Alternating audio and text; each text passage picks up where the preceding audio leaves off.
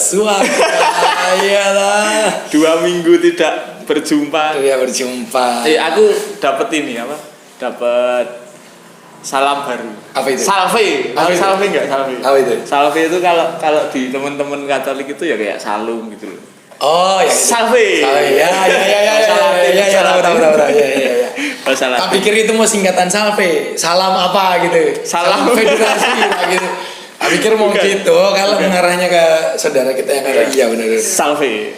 Iya berapa kali kalahannya digituin salve. Cuma aku baru tahu tuh seminggu ini. Oh, itu sudah lama.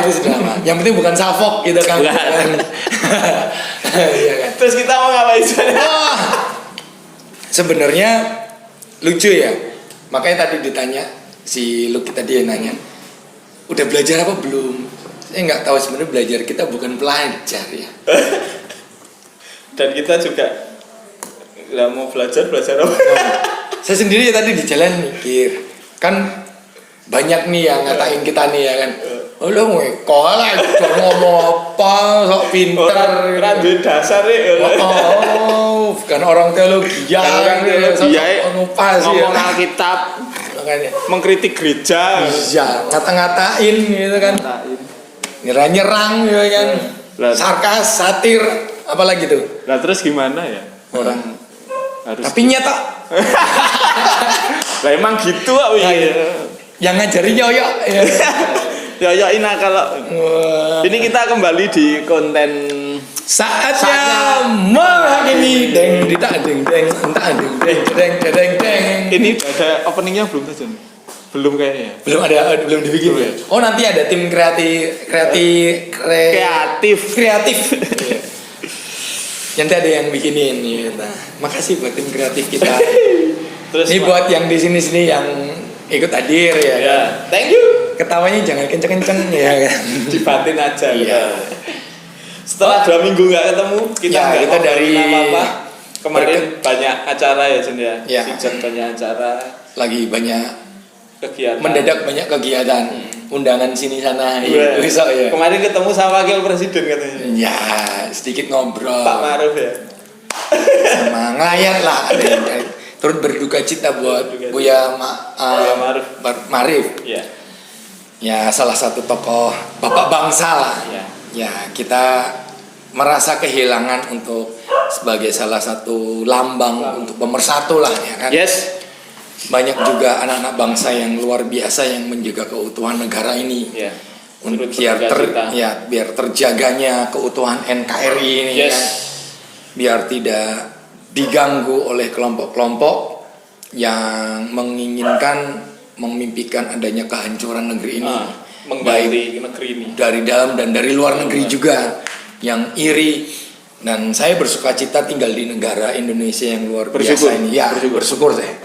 Dengan berbagai macam suku, bangsa, bahasa, agama bisa bersatu ya kan? Yes. Haleluya. Bineka Tunggal Ika. Yes. Itu yang tidak dimiliki bangsa lain. Yes. Kita harus bangga, kita harus menjaga. Bineka Tunggal Ika. Itu dulu acara di Jogja. Terus, Pak nih, kita mau bahas apa malam ini John? Salah satu kitab yang boleh dikatakan perdebatan ya kan, yang sempat kita singgung juga. Sebenarnya saya nggak mau menyinggung ke situ, tapi memang banyak yang pro dan kontra ya dengan kitab. Ada beberapa kitab ya kan, termasuk salah satu kitab yang kita bahas ini. Tapi kita nggak mau bahas, tapi mau ngomongin aja sih. Kalau kita ngorek-ngorek juga kita itu tadi balik, kita nggak ada basic teologi. Yes, makanya saya juga heran kenapa orang-orang yang mempermasalahkan salah satu kitab yang akan kita bahas ini menjadi masalah. Ya. Dari kenapa itu harus dimasukkan ke dalam Injil ataupun yang jadi pertanyaan banyak orang dari dulu bahkan sampai kapan ya? Nanti saya dengar ini masih pingin tahu, penasaran tuh yang nulis kitab Ibrani siapa? Makanya kemarin kita ada beberapa tema yang mau kita bahas ya. Ya. Akhirnya ditentukan Pastor Eko yang ini. Ya, Prophet. Ya, saya sendiri juga mau belajar, saya belum tahu. Mau belajarnya seperti gimana caranya, saya nggak tahu. Ya pada dasarnya kita bukan anak-anak teologi, sekolah agama, sekolah teologi ya kan. Tapi ya kita mencoba belajar lah. Ya masih dangkal lah kita ya kan. Orang kita juga belajar banyak di konten ini tuh. Ya. Yang nggak tahu jadi banyak tahu. Belajar dan banyak diajar ya. Yang belum tahu jadi tahu, yang tahu makin tahu. Ya kan. Sebenarnya kemarin itu tuh kenapa aku membaca Ibrani. Kita mau bahas Ibrani 11. Itu yang ngomongin soal iman. Kenapa kok aku pada akhirnya itu penasaran sih sebenarnya. Selama ini kan yang diomongin, yang selalu dikupas kan Ibrani 11 ayat 1 tok sih. Dan rata-rata kalau enggak yang enak-enaknya tuh ayat-ayat awal tuh. Ya. Yang para pendahulu kita itu kayak Abraham gitu tuh. Cuma kalau kita baca diteruskan ternyata kaget. Aku kaget loh John. Sempat ketawa loh ngobrol sama istriku tuh. Ini kok Ibrani 11 ini kok kayak gini ya. Kok tidak sesuai dengan apa yang aku terima selama ini. Aku pribadi terima selama ini gitu. Emang selama ini nerimanya seperti apa? Jadi kalau iman itu kan bicara soal yang ini ya, yang selama ini kita aku sendiri dengar gini. Kalau kita mengimani sesuatu itu pasti Tuhan akan memberi. Jadi kita akan mendapat kalau kita imannya benar. Dan itu pun banyak dikhotbahkan ya. Iya. Beriman, kita imani ini, pasti kita dapat, pasti Tuhan kasih, pasti Tuhan beri, pasti Tuhan sembuhkan, gitu kan ya. Pasti Tuhan tolong. Kita harus punya iman, imani itu kayak gitu. Tapi ternyata ya memang ini sih, memang pada akhirnya nanti kalau kita baca pada akhirnya nanti itu perkenanan Tuhan yang menentukan. Bukan iman kita ya. Ya kalau di sini kita baca iman di sini haknya Tuhan juga. Haknya Tuhan juga. Terserah gue itu.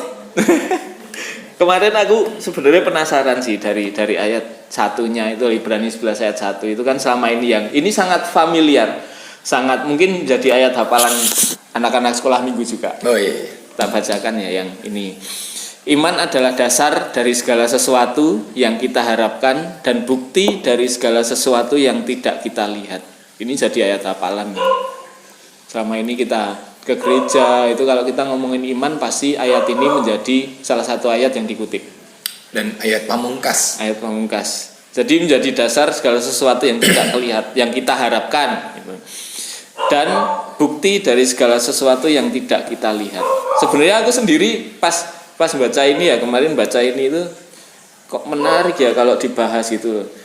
Terus beberapa hari setelahnya aku baca lagi jadi bingung. Mau bahas apa? Sendiri makanya pas lo tentuin itu apa yang perlu dibahas sampai bikin captionnya tadi toh. Sebenarnya captionnya bukan itu sih. Akhirnya biar lebih indah aja. Ini kan awalnya kan panjang. Diedit, delete, edit. Kok jadi cuma segini? Kok cuma jadi seperti itu ya?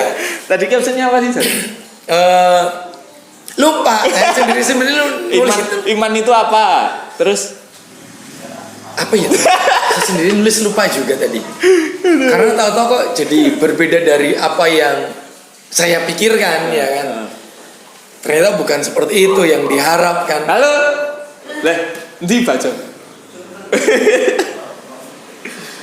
Akhirnya berbeda gitu kan. Terus tapi ya wis lah. Terus sampai akhirnya tadi saya kan dari pulang gereja di kantor, waktunya cuma sedikit. Ini antara ini tidur atau cuman ya sudahlah. Oh ya wis tentang ini tapi nggak tahu lah nanti mau seperti apa kita bahas ya. Karena kita berangkat tahu sendiri, kita mau berangkat bahwa ayat ini sebelum kita bahas di pasalnya, kitabnya aja sudah jadi polemik, ya kan? Dari kitabnya aja udah jadi perdebatan.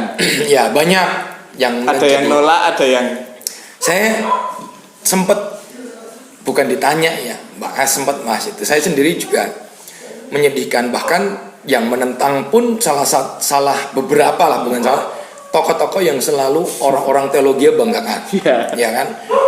Ya sebut saja inisialnya ada Martin, Ada Martin, ada Calvinis, Calvin. itu bukan inisial John. Oh iya bukan ya. Saya pertanyaan saya ya balik lagi ya, tidak ada yang sempurna. Benar. Mereka pun oke lah yang jadi tokoh reformasi gereja lah.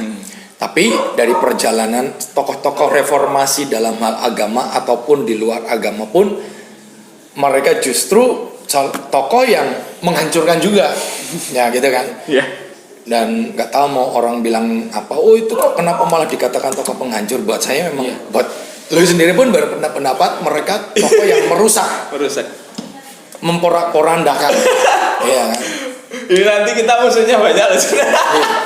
Yang gak suka sama omongan kita banyak loh nanti. Iya. Wah yang mengelu-elukan Calvin, Martin Luther King dan tokoh-tokoh sejarah-sejarah bapak-bapak gereja itu. Dan saya sendiri sih balik lagi, kalau mereka mempertentangkan kita, balik lagi, saya juga mempertentangkan kalian. Jadi kita saling mempertentangkan ya. Jadi kita imbang ya satu-satu ya. Cuma kita harus tahu dulu sih kenapa sampai sebenarnya bukan menolak yang gimana sih ya mereka. Cuma dengan apa yang mereka dapat itu tidak sesuai, karena mereka itu percayanya itu keselamatan karena anugerah tok. Tidak ada campur tangan manusia. Dan kita itu selama ini kan juga diajarkannya itu ya.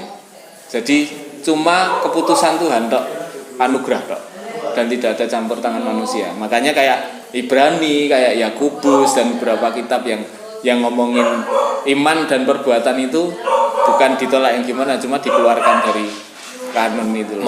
Maunya nggak dimasukin lah, dimasukin kalau bisa nggak dimasukin. Kitabnya. Cuma dalam perjalanan waktu memang pendahulu-pendahulu kita setelah cuman mereka yang buat saya, maunya saya juga bapak-bapak gereja itu tidak dimasukin dalam sejarah Kristen juga, ya kan? Maunya saya, ya kan? Maunya saya balik lagi. Kalau orang-orang itu berpendapat itu tidak dimasukkan, masa saya nggak boleh? Ini salah ya, ini saya. Ini bahkan ada masalah kayak. Berarti boleh dong. Saya tidak menganggap mereka sebagai bapak gereja. Misal nih, apa sih kok sampai dielulukan menjadi bapak gereja, seolah-olah mereka itu wah sosok yang ini. Karena tapi mereka kan membawa kita perubahan, pengenalan ini. Saya nggak merasa mereka itu membawa saya untuk mengenali Yesus tuh, gitu kan? Malah membuat bingung. Apalagi sampai lahir-lahir. Itu ada beberapa istilah. Ini sebenarnya beberapa kitab itu boleh dikatakan sebagai kitab justru untuk orang bilang sekarang itu boleh dikatakan satir. Buat saya itu kayak satir untuk nyerang yang mereka beranggapan misal salah satunya tentang keselamatan itu tadi. Tapi ternyata namanya apa tuh bukan konteks ya, apa yang mereka pikirkan dan itu kan tafsiran manusia juga, balik lagi ke manusia.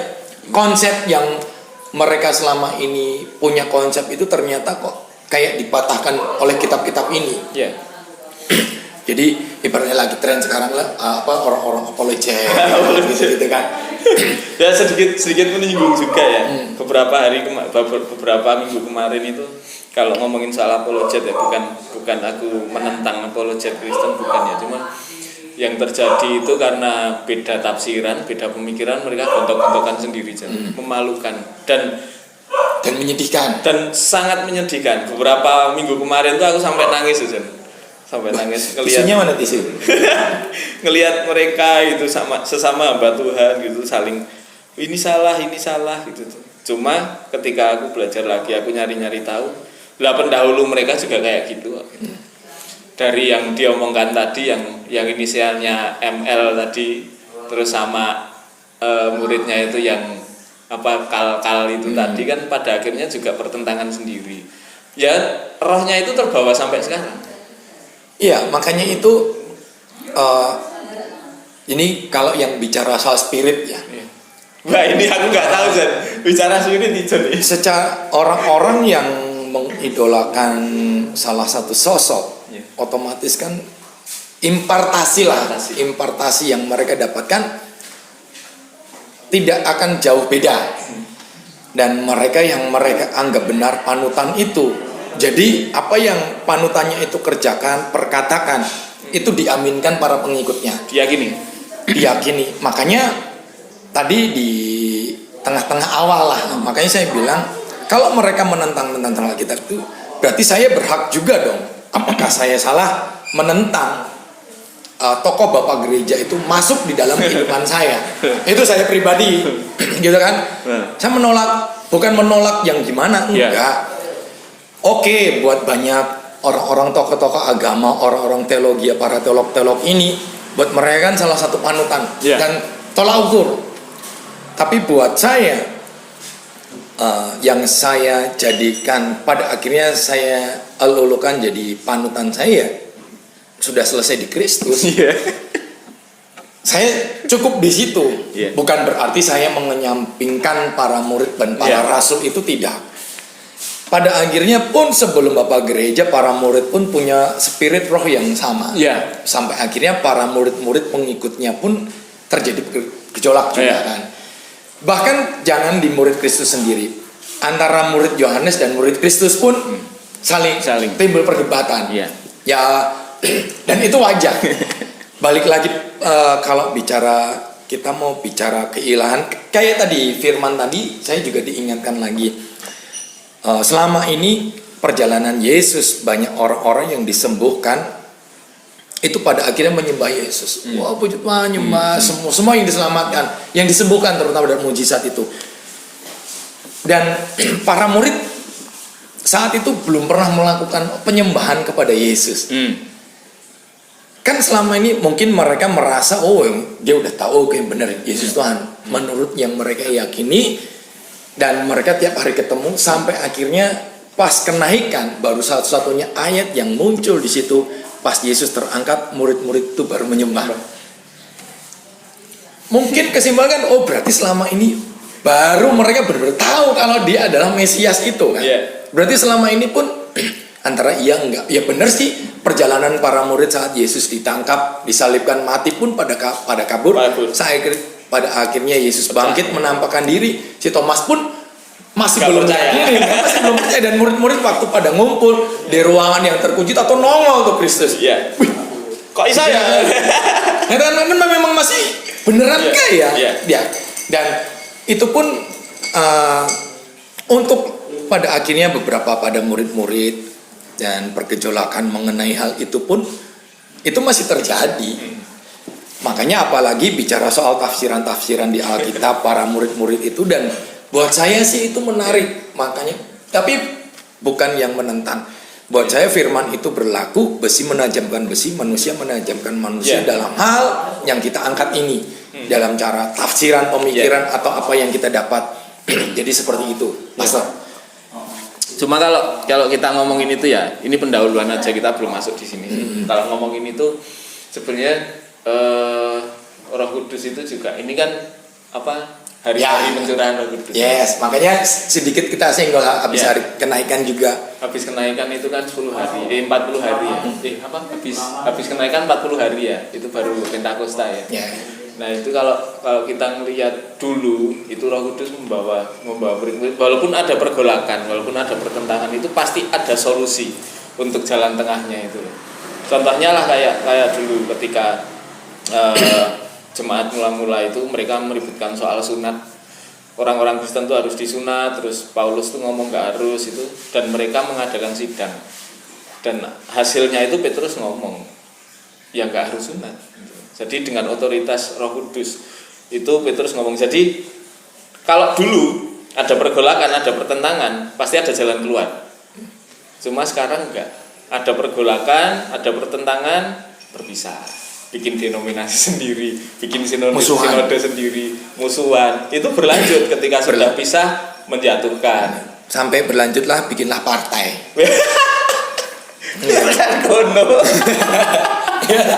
Akhirnya orang-orang sinode ini, organisasi gereja ini orang-orangnya tergiur politik praktis juga, iya kan? Cuma kalau kayak gitu ya, yang terjadi sekarang kayak gitu, perpecahan, terus kita mau ikut siapa? Gitu. Balik lagi, mau ngikut Bapak gereja? Iya. Kalau saya nggak mau. Terus kalau kita ngomong kemarin kan sempat sama Brian itu yang ngomongin soal gereja ortodoks. Gereja ortodoks sendiri pun mau diakui atau tidak juga pecah juga. Gitu. Dan Bertentangan juga, saling juga ini, ya. dengan Konsili Kalsedon itu kan pecah, ada skisma di situ. Jadi memang kita harus mengakui yang namanya gereja isinya manusia itu nggak sempurna.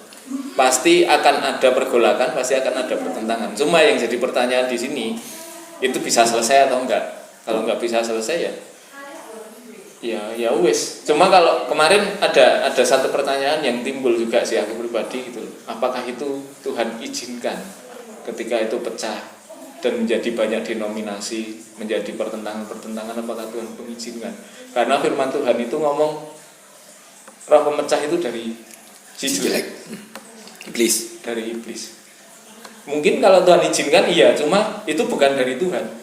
Perpecahan kayak itu bukan dari Tuhan. Karena apa? Tuhan itu cuma pengen itu mendirikan gereja itu ya satu, jadi satu kesatuan gitu, dengan rule yang sama gitu. Dan yang terjadi itu gereja-gereja menganggapnya itu, wah ini aku bener. Padahal kalau kita korek-korek lagi ya mereka pertentangan juga, yang satu sama satu. Jadi sebenarnya bukan soal Tuhan izinkan atau tidak izinkan. Sudah pernah kita bahas, mereka sudah tahu hal itu, memang harus diingatkan lagi, ya kan? Lewat ini salah satunya, kalau ada roh pertentangan yang sampai, kecuali sepakat ada solusi, beda ceritanya. Tapi kalau akhirnya saling jauh-jauhan, saling menjelekan di belakang dan jadi kemunafikan di depan orang itu terus, sok baik di belakang ngatain dan tidak pernah ada selesai, itu pasti si jelek. Yeah. Dan yang kedua yang pernah kita bahas dan kita ingatkan adalah yang Tuhan ingatkan saat kemarin itu untuk disampaikan adalah si jelek sekarang tidak perlu repot-repot kerja ekstra dalam hal untuk bicara perpecahan. Karena itu sudah dari, ibaratnya si iblis kan udah nanam tuh kan, benih-benih.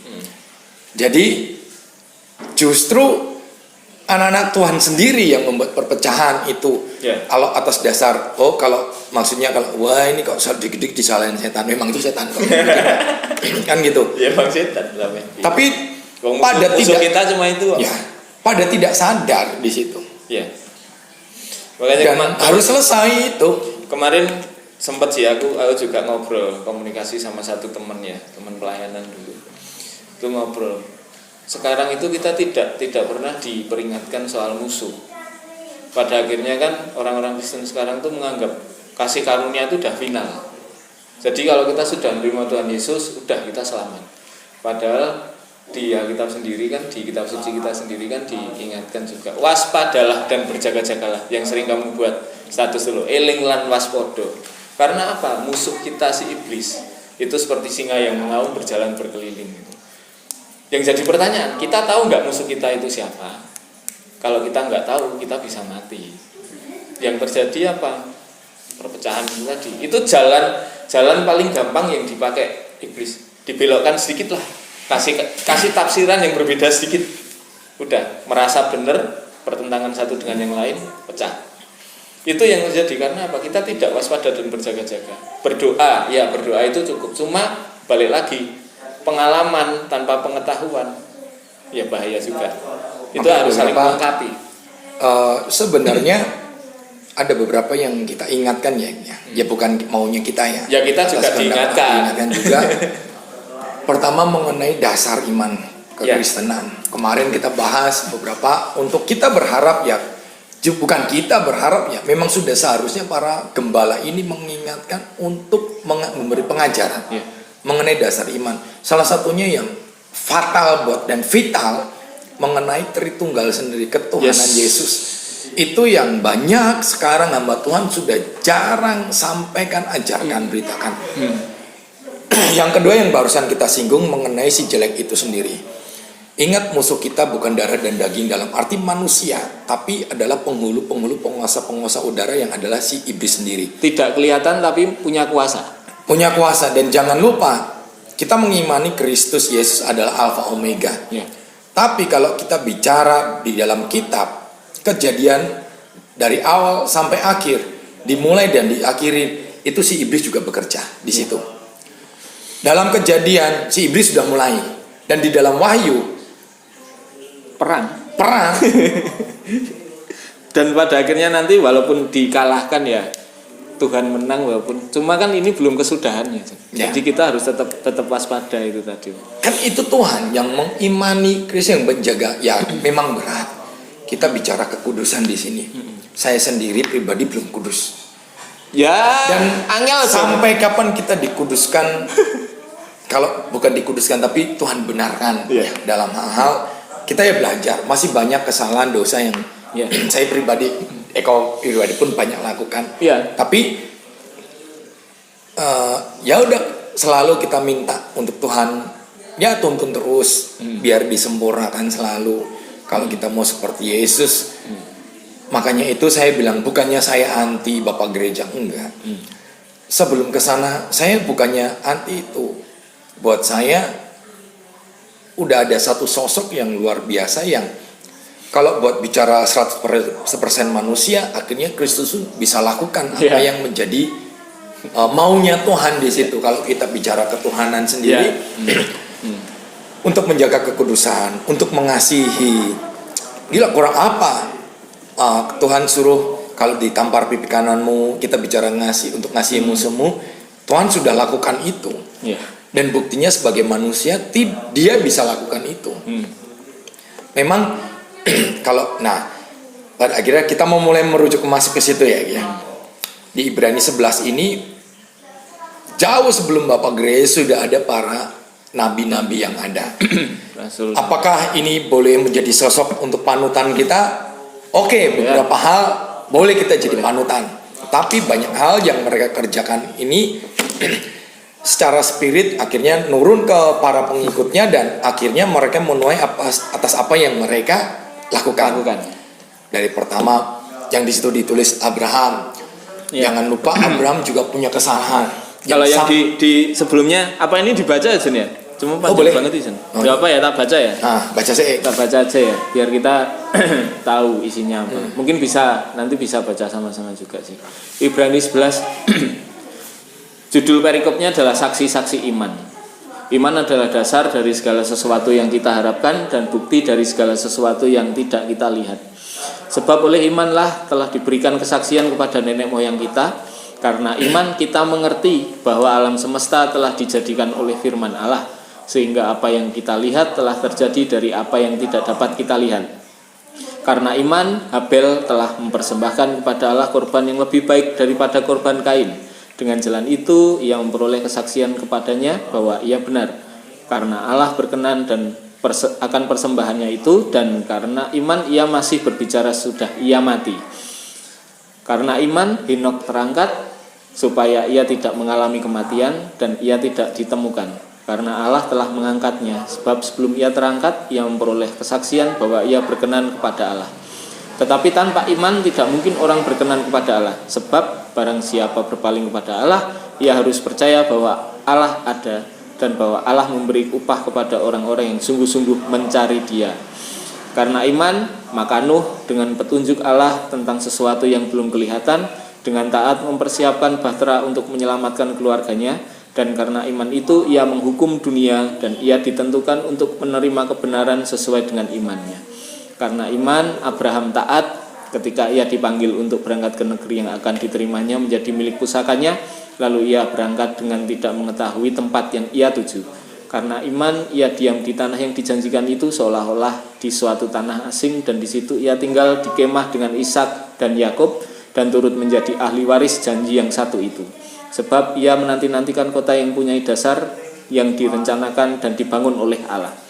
Karena iman ia juga dan Sarah beroleh kekuatan untuk menurunkan anak cucu walaupun usianya sudah lewat, karena ia menganggap Dia yang memberikan janji itu setia. Itulah sebabnya maka dari satu orang malahan orang yang telah mati pucuk terpancar keturunan besar seperti bintang di langit dan seperti pasir di tepi laut, ia tidak terhitung banyaknya. Dalam iman mereka semua ini telah mati sebagai orang-orang yang tidak memperoleh apa yang dijanjikan itu, sebab yang hanya dari jauh melihatnya dan melambai-lambai kepadanya dan yang mengakui bahwa mereka adalah orang asing dan pendatang di bumi ini. Sebab mereka yang berkata demikian menyatakan bahwa mereka dengan rindu mencari suatu tanah air. Dan kalau sekiranya dalam hal itu mereka ingat akan tanah asal yang telah mereka tinggalkan, maka mereka cukup mempunyai kesempatan untuk pulang ke situ. Tetapi sekarang mereka merindukan tanah air yang lebih baik, yaitu satu tanah air surgawi. Sebab itu Allah tidak malu disebut Allah mereka, karena ia telah mempersiapkan sebuah kota bagi mereka. Karena iman maka Abraham tatkala ia dicobai mempersembahkan Ishak, ia yang telah menerima janji itu rela mempersembahkan anaknya yang tunggal, walaupun kepadanya telah dikatakan keturunan yang berasal dari Ishak-lah yang akan disebut keturunanmu. Karena ia berpikir bahwa Allah berkuasa membangkitkan orang-orang sekalipun dia dari antara orang mati, dan dari sana ia seakan-akan telah menerimanya kembali. Karena iman maka Ishak sambil memandang jauh ke depan memberikan berkatnya kepada Yakub dan Esau. Karena iman maka Yakub ketika hampir waktunya akan mati memberkati kedua anak Yusuf, yaitu lalu menyembah sambil bersandar pada kepala tongkatnya. Karena iman maka Yusuf menjelang mati memberitakan tentang keluarnya orang-orang Israel dan memberi pesan tentang tulang belulangnya. Karena iman maka Musa setelah ia lahir disembunyikan selama 3 bulan oleh orang tuanya, karena mereka melihat bahwa anak itu elok rupanya dan mereka tidak takut akan perintah raja. Karena iman maka Musa setelah dewasa menolak disebut anak putri Firaun, karena ia lebih suka menderita sengsara dengan umat Allah dan daripada untuk sementara menikmati kesenangan dari dosa. Ia menganggap penghinaan karena Kristus sebagai kekayaan yang lebih besar daripada semua harta Mesir, sebab pandangannya ia arahkan kepada upah. Karena iman maka ia telah meninggalkan Mesir dengan tidak takut akan murka raja. Ia bertahan sama seperti ia melihat apa yang tidak kelihatan. Karena iman maka ia mengadakan Paskah dan pemercikan darah, supaya pembinasa anak-anak sulung jangan menyentuh mereka. Karena iman maka mereka telah melintasi Laut Merah sama seperti melintasi tanah kering, sedangkan orang-orang Mesir tenggelam ketika mereka mencobanya juga. Karena iman maka runtuhlah tembok-tembok Yeriko setelah kota itu dikelilingi 7 hari lamanya. Karena iman maka Rahab perempuan sundal itu tidak turut binasa bersama-sama dengan orang-orang durhaka, karena ia telah menyambut pengintai-pengintai itu dengan baik. Dan apakah lagi yang harus aku sebut, sebab aku akan kekurangan waktu apabila aku hendak menceritakan tentang Gideon, Barak, Simson, Yefta, Daud, dan Samuel dan para nabi. Dan karena iman telah menaklukkan kerajaan-kerajaan, mengamalkan kebenaran, memperoleh apa yang dijanjikan, menutup mulut singa-singa, memadamkan api yang dahsyat. Mereka telah luput dari mata pedang, telah beroleh kekuatan dalam kelemahan, telah menjadi kuat dalam peperangan, dan telah memukul mundur pasukan-pasukan tentara asing. Ibu-ibu telah menerima kembali orang-orang yang telah mati, sebab dibangkitkan. Tetapi orang-orang lain membiarkan dirinya disiksa, tidak mau menerima pembebasan, supaya mereka beroleh kebangkitan yang lebih baik. Ada pula yang diejek dan didera, bahkan yang dibelenggu dan penjara. Mereka dilempari, digergaji, dibunuh dengan pedang. Mereka mengembara dengan berpakaian kulit domba dan kulit kambing, sambil menderita kekurangan, kesesakan, dan siksaan. Dunia ini tidak layak bagi mereka. Mereka mengembara di padang gurun dan di pegunungan dan dalam gua-gua dan celah-celah gunung. Dan mereka semua tidak memperoleh apa yang dijanjikan itu, sekalipun iman mereka telah memberikan kepada mereka suatu kesaksian yang baik. Sebab Allah telah menyediakan sesuatu yang lebih baik bagi kita, tanpa kita mereka tidak dapat sampai kepada kesempurnaan. Amin. Oh iya. Makanya menarik sebenarnya, memang saya beberapa kali kalau kita baca kitab-kitab yang jadi pertentangan itu, memang karena dari bahasa, setelah saya selidiki, bukan selidiki yang gimana ya, memang bahasanya ini berbeda ya. Berbeda. Kalau tadi kita bicara udah menyinggung para nabi, murid dan rasul ini. Orang kan pada tanya nih, Ibrani yang nulis siapa kan? Maka kalau udah dibaca beberapa kali, memang kan sebenarnya hanya Tuhan yang tahu. Makanya kan ada yang mempertentangkan, terus ada yang jawab, oh hanya Tuhan yang tahu. Ya memang iya. Cuman kalau saya, yaitu murid Kristus. Ya. Dan buat saya murid Kristus yang mana? Ya setelah para murid atau rasul ini. Karena dia bicara kan tadi, dia menceritakan tentang Abraham. Sampai akhirnya bicara soal penderitaan para murid itu. Itu kan berarti bukan si murid ini. Bukan para murid Yesus yang mereka. Bahkan ini pun beberapa yang dialamin, yang kan ada beberapa murid yang sampai akhirnya di era itu setelah Yesus terangkat 11 murid yang akhirnya tambah satu lagi Matias, dan di eranya itu ada Paulus juga. Ya. Kalau buat saya nggak mau ribet-ribet sampai siapa yang nulis. Buat saya yaitu muridnya Kristus. Ya. Dan murid yang mana? Ya setelah para 12 murid ini. Karena termasuk mungkin itu generasinya di bawahnya para murid pas mungkin. Yeah. Kalau buat saya dari cara penyampaiannya di lewat Ibrani 11 ini, kan dia menceritakan para nabi dulu. Sampai akhirnya ternyata iman itu justru membawa penderitaan. Lah ini kan ceritain murid. Para martir itu. Yeah. Makanya saya nggak mau ribut siapa yang namanya siapa nulis. Saya itu murid Kristus. Iya. Udah cukup. Dan dia bisa jadi yang menyaksikan atau ada di tahun para murid Yesus ini penderitaan mereka. Iya. Mau diributkan lagi, ribut aja sendiri. Gak urusan gitu ya. Cuma nggak urusan. Ya ini tadi kan di sini kan dibilang ketika kemarin aku baca sama ini tadi baca kan. Memang ada iman itu membawa orang-orang itu menerima janji Allah. Ada orang-orang seperti itu ada. Dan ya memang buktinya ada. Cuma ada juga iman itu yang membawa orang-orang yang beriman ini cuma melihat dari kejauhan, tidak menerima itu. Cuma mereka bisanya yang dibilang di sini tadi, mereka cuma bisa melambai-lambai melihat dari kejauhan. Mereka tidak menerima janji itu gitu. Dibuktikan dengan apa? Abraham itu keturunannya banyak, iya. Cuma ketika keturunan Abraham itu menjadi bangsa Israel, terus diteruskan ke Musa, kan dibilang kamu akan masuk ke tanah. Musa tidak masuk ke tanah itu. Musa punya iman, cuma pada akhirnya Musa tidak mendapatkan tanah yang dijanjikan itu. Gitu. Jadi memang ada beberapa orang yang mereka beriman kepada Tuhan. Tapi yang mendapatkan itu, yang menuai itu bukan orang itu sendiri, cuma keturunannya. Abraham, keturunan Israel, menurunkan menjadi Israel itu yang mendapat janji Tuhan itu ya Israel itu. Sebenarnya kalau kita baca lagi di sini, kita bisa menarik poin itu. Kalau aku pribadi menarik poinnya itu ketika di ayat berapa ini tadi yang disebut Musa. Musa itu menganggap penderitaan karena Kristus itu sebagai sesuatu yang lebih besar. Yang jadi pertanyaan itu gini, Musa itu kan hidup di perjanjian lama, tapi kenapa Musa itu bisa, yang dibilang di sini kan bisa menganggap penderitaan karena Kristus? Kan Kristus belum ada saat itu gitu. Dan pada akhirnya ketika aku belajar lagi gini loh, keselamatan. Kalau kita baca seluruh ini tadi itu berbicara soal Kristus. Kalau yang aku dapat berbicara soal Kristus. Ada orang-orang yang kayak yang dibilang tadi, nabi-nabi dulu itu mereka tidak melihat Kristus secara langsung. Cuma ketika kita teruskan kayak para rasul, para murid, mereka melihat Kristus secara langsung. Pada akhirnya apa? Mereka menderita. Jadi keselamatan itu berbicara soal Kristus, iman itu berbicara soal Kristus.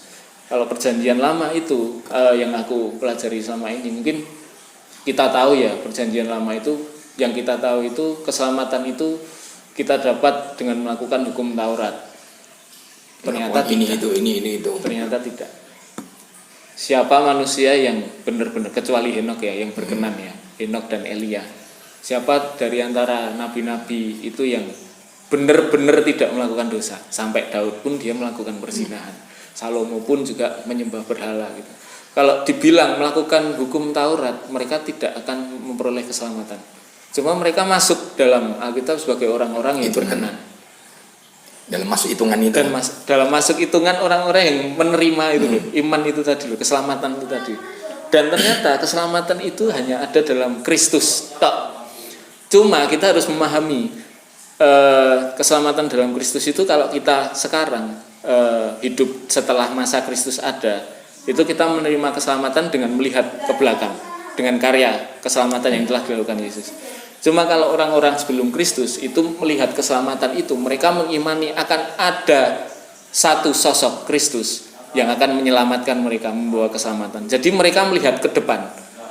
Sosok keselamatan ini sentralnya cuma satu, Kristus. Cuma cara pandangnya beda. Yang sebelum itu melihat ke depan, yang setelah itu melihat ke belakang.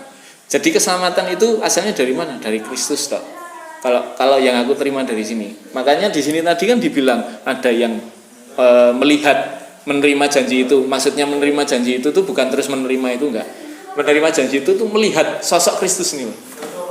Ada yang melihat sosok Kristus dan ada yang tidak melihat sosok Kristus. Orang-orang sebelum Kristus kayak Musa, kayak Abraham, mereka tahu janji Tuhan akan keselamatan. Cuma pada akhirnya iman mereka tidak membawa mereka untuk melihat secara langsung Kristus ini, sosok Yesus ini seperti apa, mereka tidak melihat secara langsung. Kalau rasul-rasul ini mereka lihat secara langsung, makanya mereka berani menderita karena mereka sudah dicontohkan dan sudah melihat secara langsung. Oh, Kristus itu ini. Gitu. Kalau yang aku dapat itu sih. Berangkatnya itu memang menarik. Makanya dijadikan pertentangan di Ibrani Yakobus dari ini kayak ibaratnya ini sahabat-sahabatnya ya, akan gitu kan ya. Sahabat. Makanya saya beberapa pas baca ulang, akhirnya tak baca tadi kan. Mau bahas apa ya kan, pikir-pikir kalau kita mau ngupas-ngupas ntar dikira ya sok-sok tahu ya kan. Dari kalau saya ada tiga perikop ya, bicara tentang iman, terus membicarakan tentang para nabi itu, dan sampai akhirnya yang terakhir bicara penderitaan. Jadi balik lagi kalau bicara kasih karunia anugerah, kita bicara Yesus Kristus sendiri. Kalau kita bicara mereka, apakah mereka melihat sosok Yesus? Memang tidak melihat, tapi antara hubungan secara spirit mereka, saya yakin mereka sudah dikenalkan. Karena dari beberapa, kalau kita nyinggung di perjanjian lama, banyak nubuatan itu akhirnya disampaikan oleh beberapa nabi itu. Pasti mereka sudah ada ikatan tersendiri, utamanya dengan sosok Allah itu sendiri, Yahweh itu sendiri. Dan sampai akhirnya ini makanya saya sendiri malah tadi kita pas doa, saya malah diingatkan mengenai mempelai sih. Kita bicara keselamatan toh, sambil diingatkan. Makanya tadi saya melihat beberapa pas lagi doa. Melihat apa, Jan? Ini sebenarnya kita kan oke lah, banyak hamba Tuhan sudah bicara mengenai untuk mempersiapkan. Ini sebenarnya Ibrani 11 ini itu teguran, mematahkan beberapa teologi yang selama, misalnya gampangannya kalau kita tadi lu singgung bicara awal kan ini menerima janji enak terus tuh, dan bicara di awal sebelum membahas soal iman, klaim kan, itu diklaim. Kalau ikut klaim pasti ini kita iman, kita pasti punya ini, dapat ini. Dan itu harus diselesaikan. Jangan seperti yang kemarin kita bahas, harus full lengkap disampaikan. Jadi tidak selalu ikut Tuhan klaim perihal iman ini bicara soal enaknya. Karena kalau balik lagi membahas iman, buat saya adalah endingnya mahkota itu. Makanya saya diingatkan untuk para mempelai-mempelai ini. Kalau yang saya baru enggak saya. Jadi Ibrani 11 ini bicara soal mempelai. Jadi saya doakan mungkin ada yang dapat sesuatu, kalau mungkin ada yang dibukakan mengenai Ibrani 11 ini. Tadi sedikit banyak sudah disinggung Eko, ini bicara soal Kristus. Dari saya awal tadi pas doa, saya dilihat ada cincin emas di situ. Ini saya diingatkan mengenai mempelai. Di awal kita sudah singgung ada beberapa hal, mereka mengikut Kristus wah mereka kuat, ini mereka akan melihat, bahkan terceletuk tadi bicara kekudusan. Ya. Tuhan mau mengingatkan setelah bicara dasar-dasar iman ini adalah untuk persiapan para mempelai gitu. Dan mempelai itu ada di dalam Ibrani 11 ini. Itu bicara tentang kesudahan, bukan bicara soal dunia. Ya. Jadi enggak, kalau kita bicara nyinggung beberapa hal yang Kristus lakukan, bicara selalu iman dan berkat itu, ataupun yang sering kita bahas kemarin-kemarin, kan ini endingnya adalah mengenai ke surga. Ke surga. Yang ini yang udah ada tandanya ayat 16 sih, Ibrani 11 ayat 16. Tetapi sekarang mereka merindukan tanah air yang lebih baik, yaitu tanah air surgawi. Sebab itu Allah tidak malu disebut Allah mereka, karena Ia telah mempersiapkan sebuah kota bagi mereka. Tanah air surgawi. Ya makanya saya diingatkan, makanya tadi penasaran saya. Nah, Tuhan mau ngingetin apa toh? Ternyata saya diingetin tahu-tahu bicara soal mempelai ini. Jadi oke, tidak salah, kita berhak kok, Tuhan pun janjikan tanah dunia kok. Untuk orang Israel juga akan dikasih tanah, untuk kaya akan susu, buah, penghasil bumi. Memang tidak salah. Tapi jangan lupa, begitu juga soal mujizat yang berapa kali kita bahas, soal berkat yang kita bahas. Saya cuma mau mengingatkan, itu endingnya bukan buat kedagingan atau untuk dunia ini. Tapi endingnya adalah kalian untuk membawa iman kalian bicara kehidupan setelah kematian itu. Yes. Jadi bukan bicara selesai di dunia ini. Jadi kalau selalu yang bicara oke lah berkat, tidak salah. Bukannya kita anti, kita udah sepakat bukannya anti. Tapi berkat itu jangan lupa, kalau kita bicara berkat, bicara misalnya uang nih, tujuannya kemana coba endingnya? Coba bener-bener, kalau yang sudah baca coba ingat-ingat, teliti lagi. Semua pada akhirnya, dan para murid yang di sini, para nabi yang di Ibrani 11 katakan, bicara tadi Eko sudah singgung mengenai Kristus itu sendiri. Kan Kristus juga belum selesai. Dan ayat ini belum selesai. Kalau masih ada kelanjutan beberapa itu, pada akhirnya kan merujuk kepada kehidupan setelah kematian. Dan iman, kalau kita di awal itu tadi bahas, iman dasar dari penglihatan. Apalagi ya, kalau orang selalu itu jadi ayat emas. Apalagi selalu ini, kita beriman, kita bisa pindahkan gunung, wah ini klaim itu, atau klaim ini. Pertanyaannya, coba cariin yang iman sebesar biji sesawi. Kok kamu nggak hafal tuh John? Nggak hafal ini bahasa kita loh kamu itu. Iya. Enak banget ini berkat dari kopi sharing ini. Kopi sharing. Apa ini John? Makanya main ke kopi sharing. Iyalah. Banyak tema-tema pembahasan kalau teman-teman main ke kopi sharing itu dari berbagai denominasi ataupun dari saudara-saudara yang ada Muslim, ada Hindu, ada Buddha, juga bisa nongkrong di sini ngobrol. Ini Matius 7. Di Lukas 17. Lukas 17. Sama 17-nya, cuma kitabnya beda. Ya. Kalau bicara kan selalu orang yang penting punya iman. Tadi kan sudah di ayat pertama kan itu selalu jadi ayat emas. Pertanyaannya kan selalu yang penting kita punya iman sebesar biji sesawi. Dan puji Tuhan, Tuhan izinkan saya melihat itu bijinya kayak apa, bahkan pohonnya sebesar seperti apa. Akhirnya bisa melihat kayak gini toh yang jadi perumpamaan nih. Pohonnya kayak gini. Menarik, selalu banyak pewarta firman ataupun hamba Tuhan, bahkan gembala selalu mencontohkan para umat pengikutnya adalah yang penting kamu punya iman sebesar biji sesawi. Kamu bisa memindahkan gunung, kamu bisa ini nih. Coba baca lagi di dalam Lukas 17 ayat 6. Jawab Tuhan nih, jawab Yesus.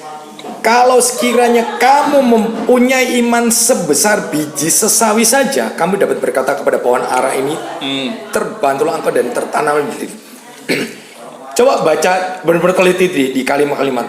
Kalau sekiranya kamu mempunyai iman sebesar biji sesawi saja, Kalau sekiranya berarti sekecil itu pun kamu belum nggak punya. Jadi jangan merasa kamu harus dan sudah punya iman sebesar biji sawi sekecil itu. Tuhan itu tahu kita itu kurang iman. Dengan kurang iman Petrus akhirnya jatuh. Dengan kurang iman dan banyak murid masih kurang percaya lagi. Karena Tuhan tahu kita itu sebesar biji sesawi pun iman kita itu nggak nyampe segitu. Jadi biar ngerti, biar nggak. Jadi jangan selalu jadi plot. Yang penting kita punya iman bisa memindahkan gunung. Apa harus selalu itu jadi ayat emas? Terus itu harus Tuhan pindahkan gunung. Emang ada selama ini? Kalau katanya sih ada, John. Satu gereja yang di gunung itu. Kamu nggak tahu. Kamu nggak usah punya beriman. Itu alam Tuhan sudah kehendaki, itu gunung aja geser kok. Lempengan itu geser. Jadi kayak gitu. Bicara iman, kita itu kurang. Kan Tuhan selalu udah sering bilang tadi dalam Alkitab. Kamu ke Petrus, kamu orang yang kurang percaya.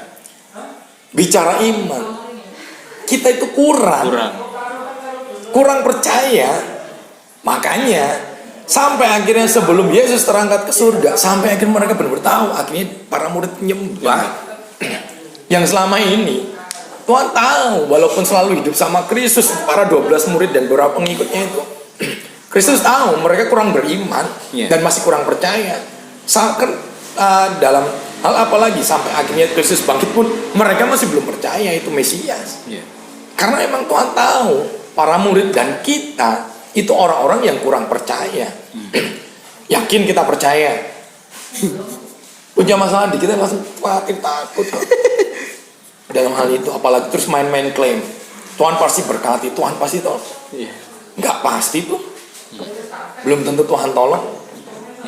Makanya kalau doa Tuhan sudah bilang, makanya di ayat pas kenaikan Kristus para murid dan belum pernah dilakukan Yesus, Tuhan memberkati mereka.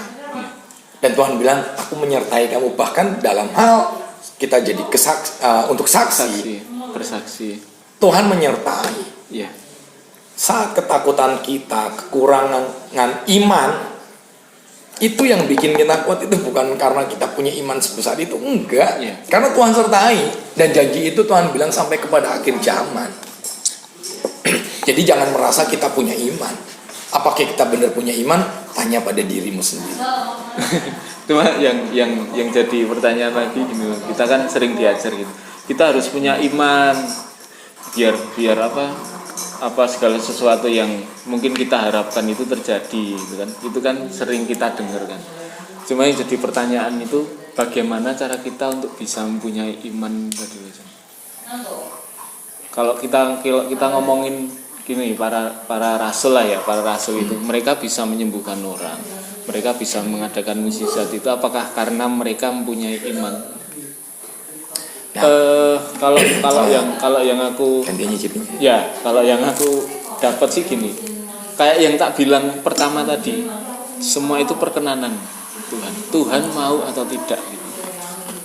Bahkan ketika orang-orang yang punya motivasi yang salah, tapi Tuhan berkenan untuk melakukan mukjizat melalui mereka bisa melakukan itu. Walaupun pada akhirnya nanti Tuhan menolak mereka.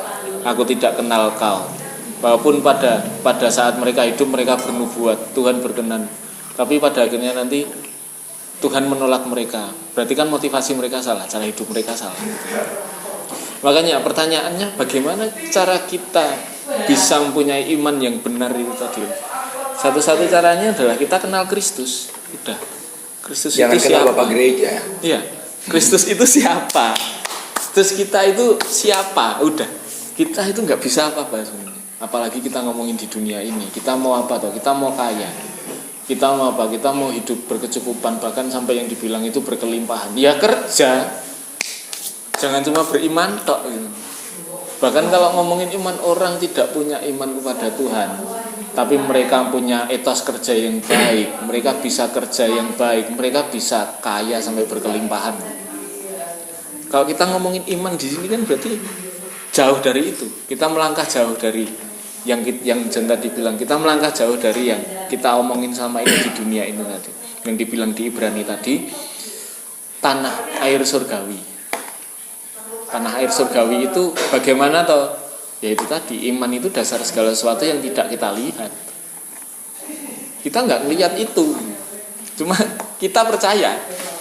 Kita percaya, dan endingnya makanya tujuannya ke sana. Makanya kalau para martir-martir ini, kalau Tuhan selalu ingatkan di beberapa mengenai kesudahan-kesudahan zaman ini, Tuhan mempersiapkan kita untuk menjadi murid-murid dan para saksinya. Banyak hal yang telah menjadi contoh. Jadi tidak hanya soal kemakmuran, tapi penderitaan pun itu jadi anugerah, dan menjadi sukacita buat mereka, dan bukan menjadi penghalang mereka untuk meninggalkan Kristus. Karena mereka tahu tujuannya mereka kemana, dan endingnya kemana. Dan apakah mereka tidak pengen memiliki apa yang menjadi kebanggaan orang-orang dunia? Mereka sudah memiliki itu. Makanya kalau kita mau ikut Kristus, para murid itu bisa dikasih contoh. Kalau mau ikut Kristus, tinggalkan semua yang ada di dunia. Bicara dunia karena tujuan Kristus datang.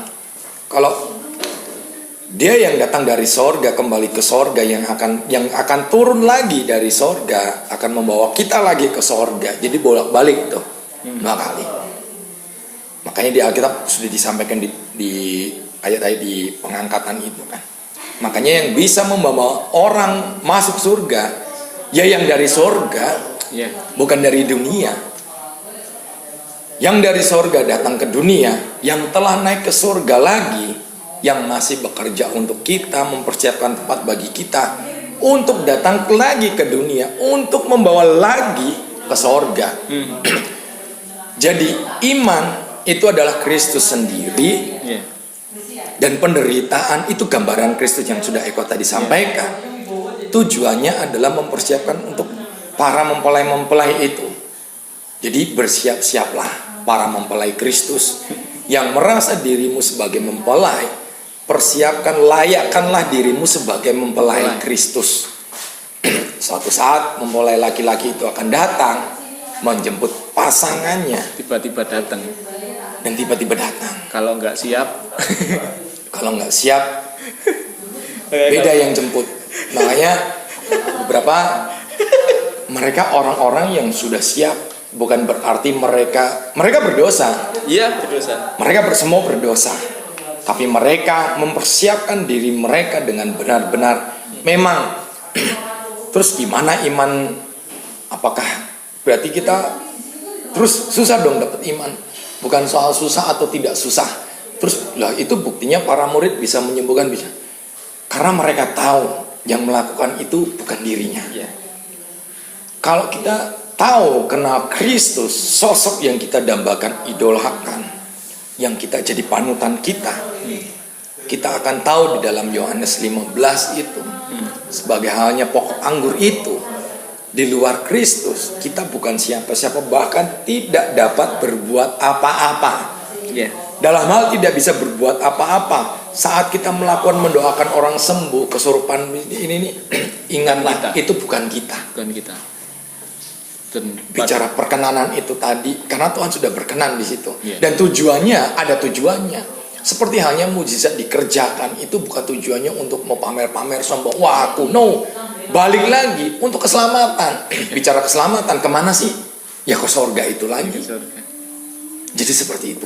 Makanya ketika beberapa kali Yesus melakukan mujizat yang menyembuhkan itu, Yesus selalu bilang, atau ketika Yesus bertemu sama orang berdosa, Yesus mengampuni dosa, Yesus selalu bilang, pergilah, jangan berbuat dosa lagi.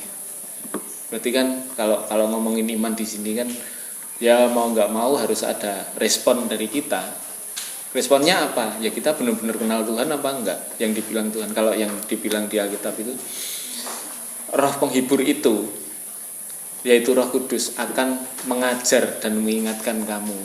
Nah ini kan kita sedang, kalau di gereja kan sedang memasuki apa ya, Pentakosta ya, mau Pentakosta ya. Kita ngomongin gereja-gereja sekarang kan ngomongin soal Roh Kudus. Roh Kudus itu ya itu salah satu dari Tritunggal itu. Dan kehendak Roh Kudus itu sama dengan kehendak Kristus. Roh Kudus itu akan membawa kita lebih mengenal Tuhan Yesus, mengenal Kristus. Makanya saya untuk kita mendapatkan iman itu. Lucu, mungkin ya ini saya bakal jadi salah lagi ya. Kamu salah terus, John. Salah terus ya. Lu salah terus lu. Kan banyak gereja tiap tahun harus pencurahan Roh Kudus. Kok seolah-olah Roh Kudus tercurahi kalau hari saat setelah pengangkatan, memperingati hari pengangkatan. Pertanyaannya, apa salah? Balik lagi, saya tidak mempersoalkan salah atau benar. Yeah. Kalau kalian kenal Kristus, kalian akan tahu dan mengimani Yesus terangkat ke surga. Kalian pun bicara iman. Kan sudah ada Roh Penolong. Gak usah nunggu hari pencurahan Roh Kudus. Harus mencari pencurahan Roh Kudus dan nyari gereja yang mengadakan hari-hari pencurahan Roh Kudus agar kamu dapat Roh Kudus dan lalu bisa kan tren tuh bahasa roh manifestasi bla bla bla bla. Kalian kemana aja yang kalian baca atau kalian turutin itu, kalian baca Alkitab atau tidak, kalian ikutin Kristus atau tidak, atau hanya selalu mengikuti apa kata gembala terus. Kan kalian tidak perlu menunggu hari pencurahan Roh Kudus agar kalian dapat Roh Kudus. Setiap hari itu Roh Kudus sudah ada bersama dengan kalian. Ya. Kenapa harus nunggu baru tercurah? Dan sudah dicurahkan. Kan sudah dicurahkan. Ya itu yang tak bilang kemarin tuh, Pentakosta itu ya cuma sekali. Pentakosta ke 9 nggak ada. Terus tujuannya untuk apa sih? Gereja-gereja mengadakan hari pencurahan Roh Kudus. Saya ini penasaran. Ya, sama. Saya pun pernah mengikuti. Iya. Tapi timbul pertanyaan. Lawas tenang. Saya pernah event sama dia. Emang lucu bener itu orang. Timbul pertanyaan. Ngikutin sosok salah satu magician hipnotis lah. Ternyata bintang tamunya si hipnotis itu ada juga. Ngeri juga ternyata di dekat mereka. Balik lagi katanya. Tujuannya untuk apa? Kalau mungkin ada para jemaat atau pekerja gereja atau para gembala yang menyaksikan ini, tolong jawab. Tolong dijawab. Mungkin tolong kasih tahu lah. Saya belum tahu mungkin ya. Karena setahu saya Roh Kudus itu sudah dicurahkan. Dan setiap hari itu bersama-sama dengan kita. Ya. Tujuannya apa toh gereja untuk memperingati? Kan memperingati, cukup memperingati sampai ada acara 10 hari KKR, hari pencurahan Roh Kudus. Seolah-olah hari Roh Kudus tercurah hanya di 10 hari itu aja. Atau 40 hari itu harus syarat puasa, ngikut puasa baru dapat pencurahan Roh Kudus. Mungkin bisa kasih tahu saya mungkin kan karena kan saya nggak tahu, mungkin kami kurang belajar gitu loh. Kan saya nggak tahu, kami itu tidak menghakimi sih, cuma kami bertanya. Kami cuma bertanya juga salah gitu. Mungkin kan saya sama Eko belum tahu. Tapi jangan-jangan lu udah tahu lagi? Nggak tahu. Nggak tahu dong. Aku pernah ikut cuma ya pada akhirnya ini kan Roh Kudus sudah tercurah. Terus ini buat apa gitu? Apakah ya memperingati itu boleh? Memperingati itu nggak apa-apa. Kita juga tiap tahun itu memperingati hari pahlawan, memperingati hari kemerdekaan itu kan nggak apa-apa. Tapi apakah memperingati hari pahlawan terus kita perang juga? Bener. apakah kita memperingati apa ya? Hari apa ya? G30 SPKI kita mengalami kayak PKI. Terus kita bantai-bantai PKI kan ya enggak lah gitu. Kan memperingati itu sebagai refleksi lah. Oh, udah pernah dicurahkan dan kita sudah menerima gitu. Padahal yang justru mengingati soal Kristus ya. Memperingati soal Kristus. Kristus kan ngomong kan akan kuberikan penolong yang lain. Itu udah diberikan. Setiap orang yang percaya ya sebenarnya sudah menerima. Jadi pertanyaannya apa berarti kalian belum percaya sampai harus mencari Roh Kudus? Aku ramai-ramai. Cuma ya baik aja oke. Atau nanti masih bingung Roh Kudus itu Tuhan atau beda sosok? Roh Kudus itu Allah sendiri apa siapa? atau sosok ketiga? Nah, itu Pengen tahu. Nah, tugasnya gembala nih ngajarin nih. ngajarin Roh Kudus itu siapa? Ya. Penolong ya, memang penolong. Roh Kudus itu penolong. Cuma sosoknya ini siapa gitu. Kalau kita ngomong penolong cuma kita nggak inilah. Kita ditolong orang di jalan gitu kan, kita juga kadang pengen kenal loh. Orang ini rumahnya mana, namanya siapa gitu kan. Wih, Jong. Wih, kamu kapan mau ikut? Meh melu iki kapan? Kene lho. Ini ada satu orang nih dulu pelayanannya ngeri nih, cuma nggak mau diajak ruang kehakiman, takut dia. Sama kemarin berapa ketemu-temu, tiap kita ajak, aduh, kok ketakutan ya? Muncul silu. Takut terlalu frontal sih. Aku tahu sih dia nek ngomong miso-miso tok isine. Pelayan Tuhan kok miso-miso. Dihadapi ke dia. Ah iya boleh. Jangan. Nanti tak kasih fotonya aja di sini. Oh, iya. Kalau yang kenal pasti tahu nih orang siapa. Itu sih balik lagi soal Roh Kudus tadi. Ya udah, Roh Kudus sudah dicurahkan, kita udah menerima, diingatkan. Sebenarnya tiap hari kita diingatkan juga, diajari juga. Oh gini, menghadapi hidup gini. Sorry.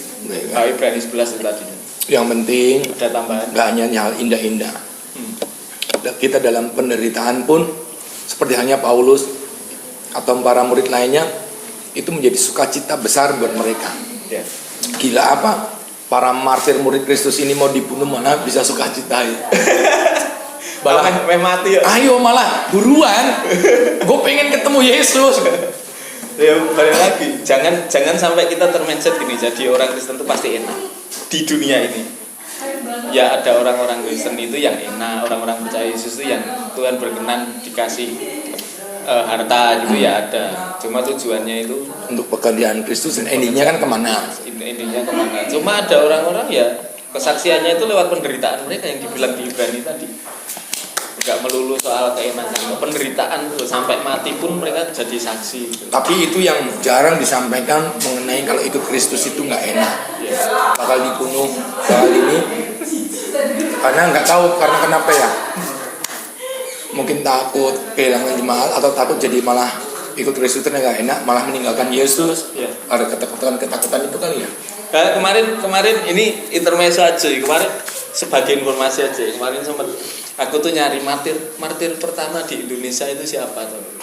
Dan pada akhirnya aku menemukan satu sosok. Sebenarnya bukan pertama sih, ada beberapa orang 8 atau 7 atau 8 orang itu yang dibunuh.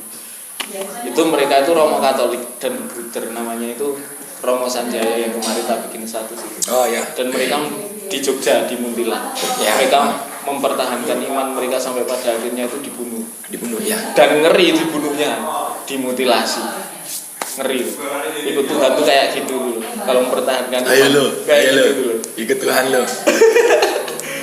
Dan efeknya mereka jadi kesaksian, menguatkan itu tadi, menguatkan kita yang saat ini masih ada di dunia untuk apa ya, untuk percaya bahwa yang dijanjikan itu bukan hal-hal yang ada di dunia, tapi yang dijanjikan itu ya nanti tanah air surga ini tadi. Wah Ini. Ya pacar lu mana? Kok nggak diajak? Loh. Lagian lu udah tahu punya pasangan ini harus yang seiman. Ya mencobai. Jangan pernah mencobai. Nyari itu yang seiman, seimun. Ya harus doain aja. Yang penting kan sudah diingatin ya. Jadi paling kurang lebih seperti itu ya bahasan kita mengenai Ibrani 11. Ya mungkin apa ya, tadi menarik juga ya sebenarnya kita mau bahas soal pendahulu kita kayak Luther, Calvin nanti. Tapi udah siap musuhnya banyak lagi. Gak apa-apa. Saya menolak mereka. Ya. Saya menolak lah. Yeah. Saya karena kalian generasi sekarang para sarjana master teologi itu gontok-gontokan. Yeah. Martin, inget. Ya kan. Udah bagus-bagus punya sosok yang luar biasa malah jadikan sosok sampai loh, kamu sekolah teologi mana? Wah, nyala-nyalain sekolah teologi ya segala. ngisi nih. Ki melu Martin, pemelu Calvin, Yeah. pemelu Zwingli.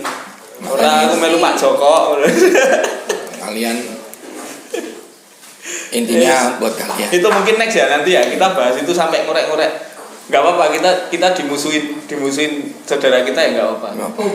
Biar Punya saudara ya? oh banyak. Oh iya. Banyak. Kamu adalah saudara Kamu kerja. Mungkin next kita akan bahas itu soal Martin Luther, Calvin. Nah, harusnya sih sama orang-orang teologi ya. Dan cuma diajak udah mikir aja. Padahal saya pingin belajar loh. Iya. Nanti mungkin sebenarnya ada satu orang lagi yang dari Jakarta. Sebenarnya udah oke. Sebenarnya kita mau ngajak bahas. Orang sibuk.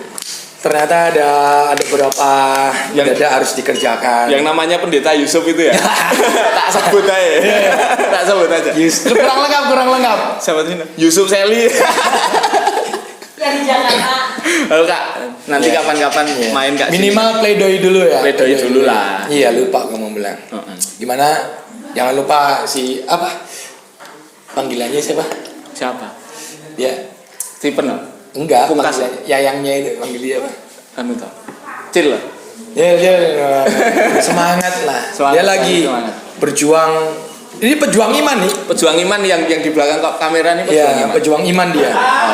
Pejuang iman apa itu? Diingatkan, ikut Tuhan Yesus itu nggak harus jadi Kristen. Udah itu diingatkan Iya, itu aja. yang penting percaya Yesus. Yang nyuruh pindah agama siapa? Paling itu ya. Ya. Nanti next. Ya. Kiranya kalau ada tadi beberapa pertanyaan kita ada yang menjawab, dibantu jawab ya. Ya. Kalau dibantu ya, jadi apa ya? Oke. 1 jam lebih. Ya, Next sudah. mungkin minggu depan ya. Ya. Mungkin karena kita kan kalau nggak kiamat kalau ya. nggak kiamat. Siapa tahu kiamat duluan. Atau meteor jatuh, blum. Habis ini Tahu-tahu menara yang di ini jatuh, Iya. di Sriwedari jatuh ya. lagi rame kota Solo ini lagi rame. Kemarin ada habis saja Adihatan. Terus Kemarin hajatan. ini 2 hari ini cerah. Semalam- Ada acara semalam pasar macet. malam juga macet. Saya ngamen juga sampai temen yang ngeson juga telat semua gitu ya. Nggak nyangka sampai separah itu macetnya kota Solo. Tapi saya bangga jadi orang Solo. Cuma gini Jan, aku tiba-tiba inget loh yang kejadian tadi pagi ya. Jadi di Solo itu ada satu bangunan yang sampai sekarang itu belum selesai di daerah Sriwedari itu rame Son. Jadi ceritanya itu ada orang teriak-teriak menaranya ini tinggi nih. Dia itu teriak-teriak menaranya mau jatuh gitu loh. Orang-orang pada lari semua. Sampai anak-anak kecil tuh katanya anak-anak kecil tuh keinjek-injek, Sampai banyak yang luka-luka katanya. sampai banyak yang luka-luka, terus HP itu pada yang dagang-dagang itu yang pada beli itu pada nggak bayar gitu. Oh, sampai segitu ya. Sampai segitu. Saya belum sampai baca detail. Sampai riuh, sampai yang apa ya? Chaos apa sih? Ya chaos lah. Ya gitu ya. Itu baru orang teriak menara mau jatuh. Apalagi Padahal Yesus hoax datang. itu ya. Apalagi Yesus kalau datang. Makanya Kayak apa tadi ya? kayak kemarin bilang hari kenaikan Yesus. Iya tau. Si yang apa itu?